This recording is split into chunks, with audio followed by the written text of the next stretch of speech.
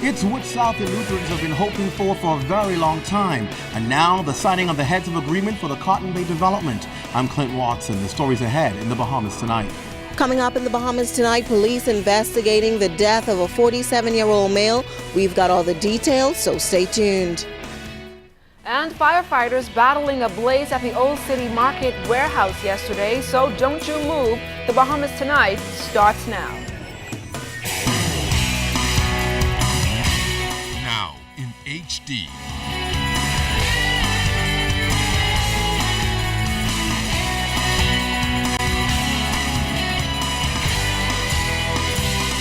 ZNS Network presents The Bahamas Tonight.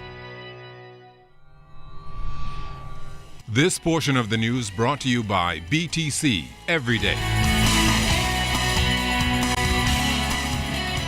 A major investment project in the pipeline for 2 decades now about to become reality in South Eleuthera, pumping new life into an ailing economy. Good evening, I'm LaDawn Davis. The Christie administration says the timing is right to deliver on a promise made years ago. This comes as government continues to attract economic activity to provide jobs across the islands. Today, the signing of a heads of agreement for a multi-million-dollar resort development branded by one of the world's leading hotel brands signaled that South Eleuthera was now turning the corner to a new day. Clint Watson reports. It's been a long time coming, but it appears for South Eleutherans, their change has finally come. And regardless of where you stand, residents are optimistic that the Cotton Bay development and other resort projects nearby will be the catalyst to restore Eleuthera. This day will mark the beginning of the renaissance of tourism on the beautiful island of Eleuthera, which in its heyday was the envy of our region. I fervently believe that this partnership between Dr. Sarmiento, the Four Seasons, and the government of the Bahamas has enormous potential for our tourism industry and the economic future of Eleuthera. The signing of the heads of agreement between Cotton Bay Holdings Limited and Mine Holdings Limited for the development of what will become the Four Seasons Resort and private residences at Cotton Bay will sit on a portion of the 1,500 acres of property owned jointly by the two holdings companies in the settlement of Rock Sound.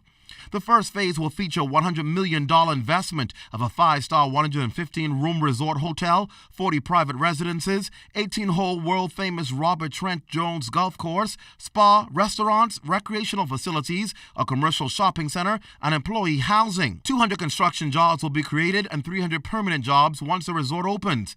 But there will be hundreds of jobs, according to Prime Minister Christie, that will come as a result of the resort's presence on the island. South Eleuthera airport facilities will be upgraded to international IATA standards and allow for day and night time commercial and private international flights, with refueling and adequate passenger and luggage facilities, as well as improved local emergency services to meet the brand standards of Four Seasons and other significant touristic developments taking place in the immediate future. Four Seasons, one of the world's leading brands, will return to the Bahamas, and according to company representatives Alino Azevedo, they're committed to building a world-class luxury hotel. They will become a reference point for luxury tourism in the Caribbean, undoubtedly. The ability to create employment to the community, the ability to create economic growth, to enhance infrastructure, and most importantly, to put communities and destinations on the radar screen of the world travel market is something truly unique to tourism and something that Four Seasons has been part of. Tourism Minister Obi Wolscombe says the government has succeeded in the resurgence of the Grand Bahamas economy, Exuma's economy, and now tourism will rebound in Eleuthera. The nation has been blessed and privileged to have so many great brands. The brand itself helps in the promotion of our nation. And our nation is, in fact, one of the greatest brands in the entire world. Principal of the Cotton Bay development and one of the world's wealthiest men who resides on Eleuthera is Colombian Dr. Luis Carlos Sarmiento Angola. The project will enhance the development of the community in various fields and an expected increase in the number of visitors in the island to an estimated of 7,000 per annum. And the watchword is get ready. Prime Minister Christie admonishing young people, particularly on this island, to get ready for the opportunities that will avail them as a result of these new developments. Meantime, he's hoping that they can put shovel in the ground and begin groundbreaking before the end of the year. In Rock Sound, South Eleuthera, Clint Watson, ZNS Network News. Firefighters were on the scene of a fire this morning, but after putting out the blaze, they soon discovered the body of a man with injuries about the body. Our Janelle Noel Ferguson was on the scene. The lifeless body of a 47-year-old male was found here on Collins Avenue in some apartments behind this storefront. Police say the victim suffered serious injuries to the head. It seems as though persons may have broken into the residence in order to gain entry. What is significant and important is the fact that this individual had injuries. And obviously there has to be injuries to the face. And obviously we need to have an autopsy to determine the cause of death. Now, head of the Central Detective Unit, Chief Superintendent Paul Roll said the discovery was made after firefighters were alerted of a blaze at the home. The fire might have been started in an attempt to conceal the crime. Personnel from the fire department responded to a call of a house fire sometime around 6:30 this morning, and upon extinguishing the blaze, discovered the lifeless body of a male in the bathroom in the tub. I couldn't say whether he was taking a bath at the time. No. Was he clothed or naked? Naked. The man, who was naked at the time, was not burnt, and fire damage was only sustained in certain areas of the apartment. Meanwhile, head of the fire branch, Superintendent Walter Evans, said it was an heroic effort by firefighters who were just released from hospital after they fell ill while fighting another blaze just hours before. Some of those very same officers who were treated and discharged, although they have some slight ailments, they were here this morning fighting fire, and indeed I'm very grateful for that. Onlookers gathered at the scene as police conducted their preliminary investigations. Now, family of the victim refused to comment on camera, and neighbors said they heard nothing, nor did they see a fire. What's interesting is that 73-year-old Maud McCartney was murdered in July of last year in her home just steps away from this latest incident. Her home was also set ablaze in an attempt to conceal the crime. Now, when questioned, Chief Superintendent Rolls said it was too early to say if the matters were in any way connected. Now, still early in this investigation, and so I don't want to jump to any conclusion about that at this stage.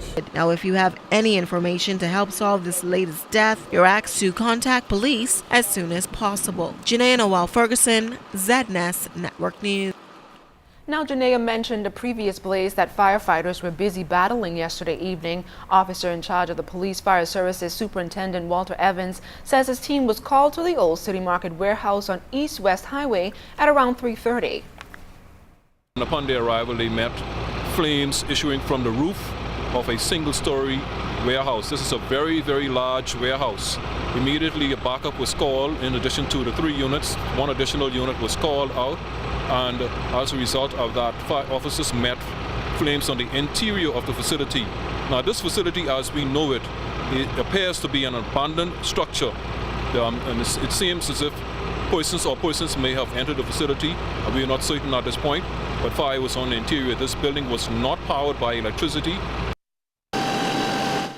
Employees of City Market have been embroiled in a legal battle since the food store chain closed in 2012 in an attempt to secure millions in owed severance pay and pensions. But Representative Wenslaw Turnquest is expressing relief that firefighters were able to save that building as former employees continue to fight for their money. Turnquest, who emphasized with firefighters hospitalized due to the blaze, says he is not aware of the extent of the damage to the building, but says weeks ago he wrote to the Office of the Attorney General about its maintenance and security. We have to now determine the way forward, and that building must be protected. That building must be protected, and we are now going to go to legal means and trying to protect the primary asset of the workers and pensioners of Bahamas Supermarket Limited. We have been in court right now. I can't go into further details, but we have been battling now since the 30th of March 2012 over the rights and the protection of monies owing to the pensioners. We are very concerned. We have passed the point of concern for the interests and the equity interests of the pensioners of Bahamas Supermarket Limited. Turnquist says they were about to plan a meeting for that location on Sunday at 4 p.m., but that will now be held at Arm Bailey Park. He says all 500 pensioners and members of the Special Executive Board are asked to attend as efforts are stepped up to handle the severance issue. The board, he says, recently changed attorneys and wants to gain control of all of its assets, including the warehouse appraised at $12 million in 2009. Attorney Rashard Martin says they want to bring the long-standing matter to a close. Now, at some point, find a way to conclude this madness and to make sure that these people get their due, get all monies that owing to them. And we have to do that as soon as possible to prevent this happening again. As it moves along, the workers will know and the parties involved will know, and I guess everybody who are entitled would obviously get their entitlement. Investigations continue into the death of a security officer whose body was found in the St. Vincent Road area early yesterday morning. He was reportedly beaten to death. As authorities put the pieces together, they say they are making some progress, but they're looking to the public for help. No, we're getting information coming in regards to that. Slow. But we are following some leads. Nothing significant at this time, so we still want to appeal to persons. We understand that the persons would have seen some vehicles in that area, and I'm asking those persons to give us a call, and so we can get some more information from them. Scores of BTC employees headed to BCPOU Hall for their lunch hour. Find out why coming up in the Bahamas Tonight. This portion of the news is brought to you by the new Shell & Letty, designed for extra miles.